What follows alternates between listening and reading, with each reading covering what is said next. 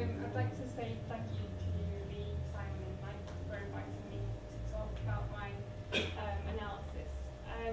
The work I'm going to present is an analysis that I did in 2006 of Dennis Morley's Valley Flow. As part of my master's degree, I was asked to analyse a piece of my choice with whatever tools I was prepared to use. So it was very free and very open when I was asked to do this project. So just to give you a bit of background to this piece and how I approached it. The analysis was actually from 2006, so I'm looking back over 6 years to talk about this, so it's going down memory lane a bit. But I used a combination of sonogram and spectral morphological vocabulary to approach this piece. And I wanted to assess if this descriptive language from spectral morphology could be linked with a visual and tangible equivalent that we have in the sonogram, whether there was a connection there at all. I also thought it was quite interesting to apply Smalley's own language to his own piece and to see whether there was any connection there. And the purpose of the analysis that I did was to assess the sorts of interactions there was between foreground and background materials. I'm talking about foreground in the sense of space here, so those sounds that feel very, very close and how they relate to things more in the background in terms of depth perspective. So, even more background. This whole idea working with sonograms started in my undergraduate degree, where I did my dissertation on analysis of 3 works using a sonogram analysis to look at the interaction between instruments and electronics. So I became quite comfortable using this method in my undergraduate degree.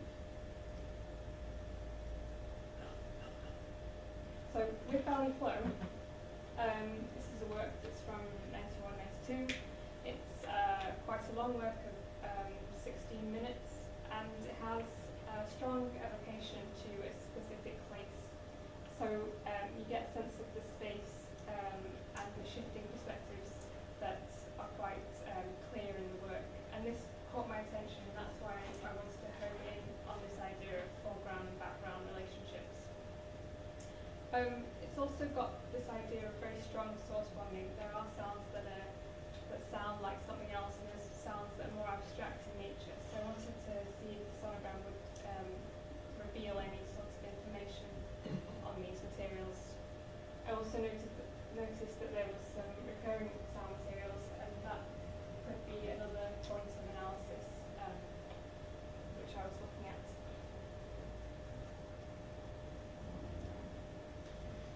I also used the sonogram analysis. I used a program called AudioSculpt, and this is where I decided to do these 1-minute segments as a means of focusing in and magnifying the smaller detail that I show in the actual analysis.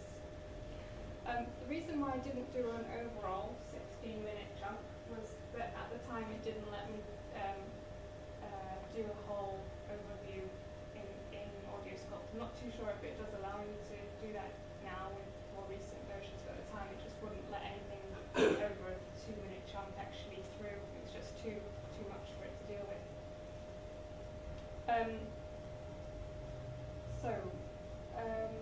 I did actually reconstruct a large overview of the whole piece by just sticking the 1-minute chunks all together. So it was like 16 panes that show the evolution over time. I also had the decision to make about the level of intensity to show on sonograms. Anyone who's used these before will know that you can home in on certain aspects and reveal more detail if you change the intensity of the darkness of the colour, or you can actually hide some of it by making it fainter. So just an example of how I pieced segments together. Here's just a 3-minute chunk. You can see where the joins are quite obviously. But this reveals maybe more detail of evolution of structure. And here is the complete pain view of the 16 chunks.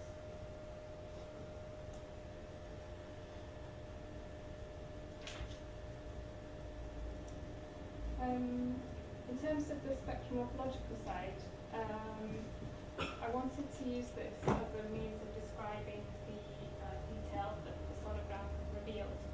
I thought it was quite appropriate here to point to specific details as I've done in this diagram here.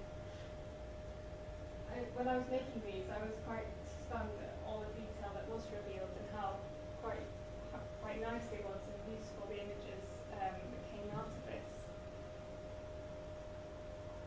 So in terms of what the analysis actually revealed, I wasn't expecting this, but I was able to categorise what I saw and what I described using the vocabulary. And this sort of boiled down to the recurring sounds. So these could either be defined as screams or attacks.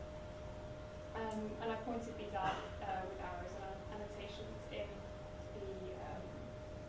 the actual analysis that I made. I also found that there was quite obvious interactions between foreground and background materials and how this is important for establishing the changing perspectives in Dennis's work.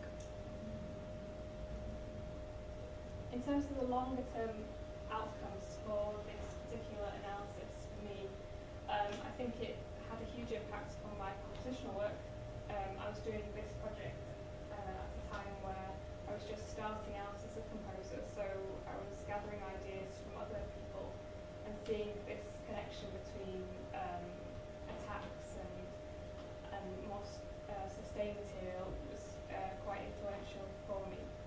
Actually visually seeing the causality between these attack moments and their sort of causality to another aspect provided a number of ideas for my own work. I also realised at this point that I could play with the listener expectation, as Smalley had done in this piece. The attacks that I saw in the sonogram don't always lead to perfect causality. Sometimes there's a bit of a delay, which into this idea of the false attack. Maybe it's not always so clear cut.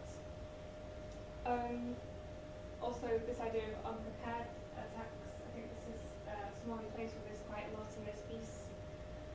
And another outcome of this was me reevaluating some of the terminology that I used, especially spectral density, which I think I perhaps misunderstood at the time of me writing this analysis. But I'll move on to that in a second. I think in general it's just left a very lasting impression upon me, and I went on to write a paper about my ideas of the visual side of things in an organised sound article, and there's a quote that sort of sums this up.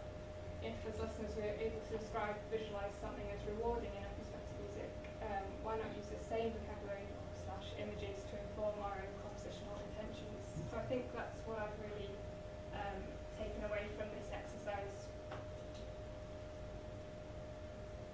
So in terms of the ARM project and publishing it on this open forum, I think for sure this does open up a dialogue, and for me I think it helps clear any confusion that I might have over certain terminologies.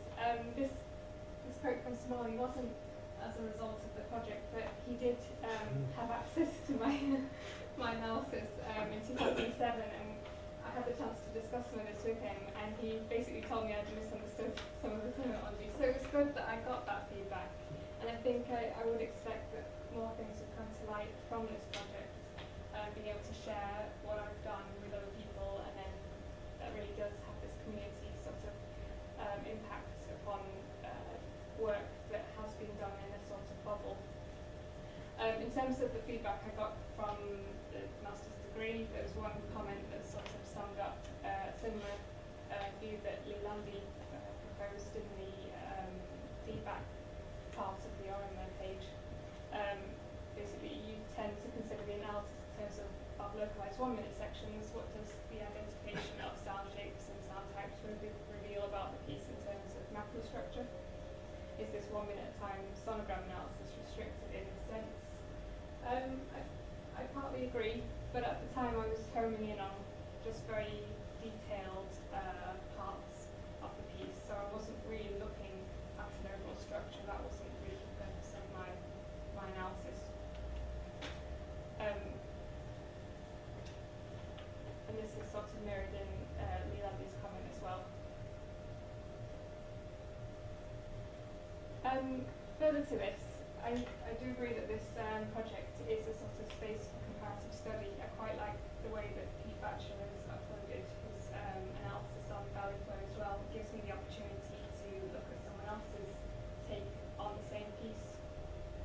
I don't know if I'm going to be able to make this point as succinctly as I want, but my analysis when it was completed was uninfluenced by the findings of others in 2006, and I'm just wondering what this means for new analysis in the future, and how maybe my findings might be different if I viewed the work of others in terms of the same piece being analysed. I have an example from a second year assessment I had to do at undergraduate level, where I was asked to analyse one of Blackburn's pieces using a pitch set theory approach, and I found that someone had done this and it was posted online, so it was very difficult to ignore the work of others, and seeing how I had to approach this from a very sort of personal view. It was very difficult to ignore that and just use my own sort of personal approach to it. So I just wonder what this means for electroacoustic analysis in the future, and whether this might just change the whole dynamic of how we analyse and how we go about this, and whether it's just we're building on already existing analyses, or we just change the way we work in terms of analysis. I think the significance of this is that we're no longer working in vacuum with this new tool that Mike has constructed. So just finally, the future of this, I hope that there'll be more users online to interact with. Okay, thank you.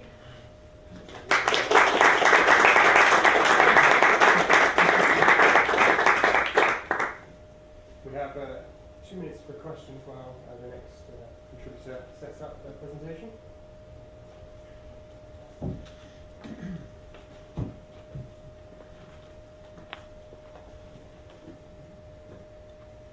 No questions?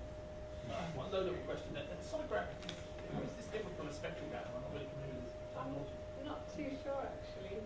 I've just always referred to it as a sonogram because obviously Okay, The answer is not. okay, brilliant. That's what I It's the thought. same. it's the same thing. Thank you. Maybe you said this in the presentation, but how did you choose that? Or why did you choose that particular piece as opposed to one of Dennis's other pieces? I think I was just particularly drawn to it, which was personal preference. I enjoyed it, and I thought that if I was going to, analyse something in great detail, I would have to have some sort of strong attraction. Yeah. Okay. So there was no, I was just wondering whether there was any sense of sort of previewing pieces because you used the sonogram display, whether there were some that were more,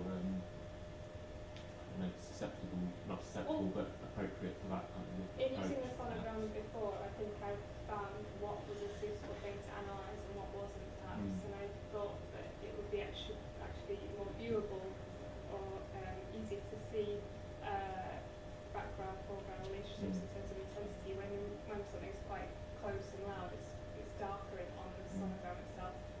So I thought, well, I wanted to maybe look at that, and then I found Dennis's piece, and I thought this would be suitable. So maybe I think I approached it that way around. I really can't remember because it was a long time ago.